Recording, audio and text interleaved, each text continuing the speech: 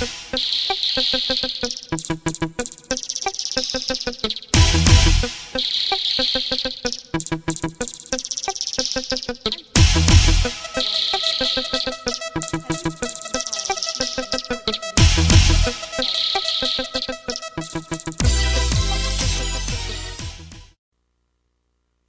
Terry Scott Mitchell, Water is Your Body consultant. I recently compiled a few important news reports that affect all of us. Reports that expose the recent and continuous outbreaks of salmonella poisoned and the deadly E. coli virus that is sweeping the nation.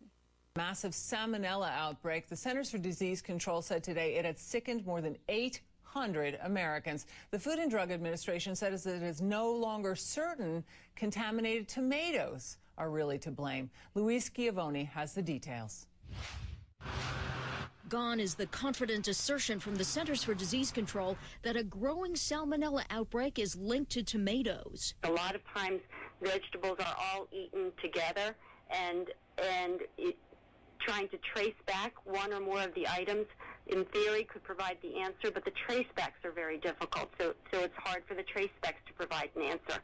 So we continue to keep an open mind about the possible source of this outbreak. The list of confirmed cases is up to 810, with almost 100 requiring hospitalization. The outbreak spreads across 36 states and the District of Columbia. Texas and New Mexico are the hardest hit, with 342 cases in Texas, 85 in New Mexico. But with inspectors on the ground along a tomato supply path from Mexico and Florida, there seem to be more questions than before, including the question, are tomatoes really the cause? Essentially, what we've got to do here, and what we are doing, is to re-examine the whole thing, looking again, trying to identify new clusters. The FDA says it has been in a dialogue with tomato growers, but the growers we spoke with were surprised by the government's expressed doubts about the source of the salmonella outbreak. At the Georgia Fruit and Vegetable Association, Executive Director Charles Hall told CNN, quote, "The tomato industry is in crisis because of the implication that tomatoes caused this illness. If it turns out it's not tomatoes, it's a crying shame for all these guys who lost so much money. There is no way to recoup that loss." End quote. This year, tomatoes in Georgia are selling at literally half their usual price, and the California Tomato Council believes that nationwide, losses could be $100 million. Kitty, FDA inspectors, together with regulators in Mexico and Florida, have been visiting growers and distributors. The FDA has collected some 1,700 tomato samples and not yet found a single case of infection. And officials say it's entirely possible they will not be able to find a smoking gun. You know, Louise, I have to say, a week ago, you suggested and reported that perhaps it was not in the tomatoes, that they were not to blame. What did they say at that point?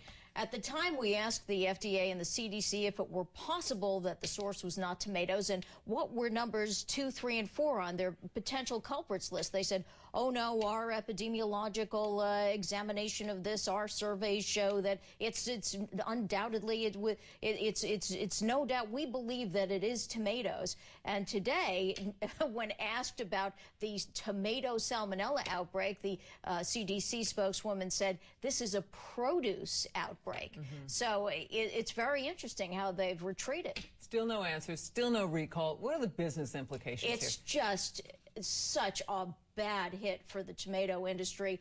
At least in the United States, we know that it's $100 million. That's what we knew last week. But there are millions and millions of dollars lost, and some people say that they could well go out of business. It's a bad business environment to begin with, and to take this hit, it's a really bad time. It is a real disgrace. Thanks very much, Louise Schiavone. Well, time now for tonight's poll. Do you believe the FDA has any idea what is causing the salmonella outbreak that is sickening people around the country? Yes or no? Cast your vote at LouDobbs.com. We'll bring the results later in the broadcast. The Centers for Disease Control says contaminated beef is to blame for an E. coli outbreak in Michigan and Ohio. And so far, there are 33 confirmed E. coli cases. 17 of them are in Ohio, 16 cases reported in Michigan. Cincinnati-based Kroger supermarket chain has voluntarily recalled ground beef sold in those 2 states. What's happening to that produce? Well, starting tomorrow, the Food and Drug Administration will allow food growers to start zapping spinach and iceberg lettuce with enough radiation to kill E. coli and other dangerous germs. The move was prompted by several outbreaks of E. coli linked to raw produce. The FDA stresses the process leaves no residual radiation and no radioactivity in the food. Irradiation of meat has been permitted for several years now.